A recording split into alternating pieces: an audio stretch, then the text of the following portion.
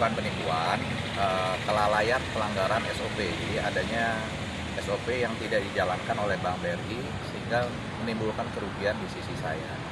Jadi di Desember 2022 ada aset yang telah saya kembalikan kepada Bank BRI. Saat setelah terima aset tersebut, aset telah diterima dengan baik, ada dokumentasi, ada berita acara serah terima, semua sudah selesai. Namun tanpa sepengetahuan saya, tiba-tiba di bulan berjalan, Januari, Februari, Maret itu dilakukan penerbitan sepihak oleh BRI sehingga nama saya masuk ke dalam daftar itu. Akan ke Polda Metro Jaya di tanggal 8 Mei 2023 itu yang saya bawa adalah surat penolakan kredit dari Bank BCA dan Bank CMB Niaga serta foto dokumentasi serah terima kunci kepada Bank BRI yang mana seharusnya saat rumah itu sudah saya serah terimakan dalam keadaan baik tanpa pemaksaan, tanpa pengusiran, seharusnya saya sudah tidak ditagihkan lagi oleh Bank BRI.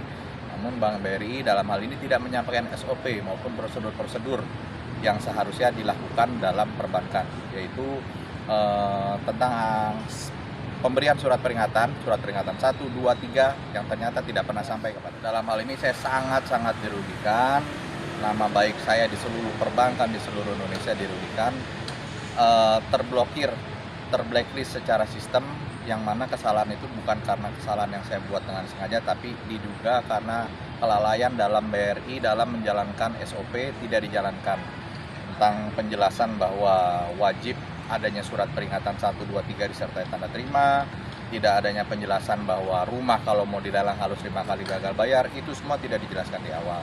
Jadi kerugian saya selain nama baik, ya tentu banyak proyek-proyek yang tadinya saya didanai oleh perbankan menjadi tidak bisa didanai lagi dengan sejak nama saya masuk. Tahu saya dari laporan penyidik, karena kita intens komunikasi dengan penyidik, ini sudah masuk dalam tahap penyidikan.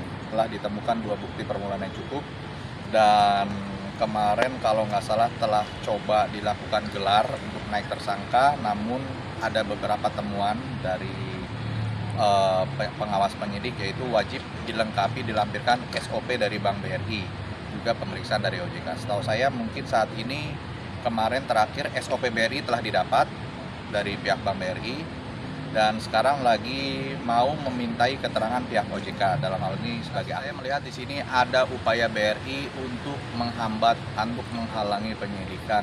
Patut diduga BRI menghambat penyidikan ini. BRI sangat sulit dimintai SOP dengan berbagai macam alasan, padahal SOP itu sangat mudah didapatkan. Saya tinggal datang ke BRI cabang lain, saya selaku nasabah prioritas di BRI, saya tinggal minta dan mereka menunjukkan kepada saya. Di situ saya menemukan bahwa di poin tertentu di dalam SOP penyelesaian kredit ada poin bahwa wajib adanya surat peringatan 1, 2, 3 yang wajib disertai dengan adanya tanda terima bahwa surat itu berarti sudah diterima oleh debitur, dan ini tidak dilakukan oleh BRI. Sempat waktu tahap awal penyelidikan di tahap klarifikasi, BRI mencoba membela diri dengan mengatakan sempat memberikan surat peringatan kepada saya selaku debitur, yaitu mereka kirimkan melalui JNE, mereka klaim, dan itu sempat ditampung oleh penyidik dalam tahap klarifikasi. Lalu sempat ditanyakan kepada saya, apakah Pak David sempat mengetahui tentang resi yang dimaksud ini? Saya bilang, Pak, saya tidak pernah menerima surat peringatan 1, 2, 3,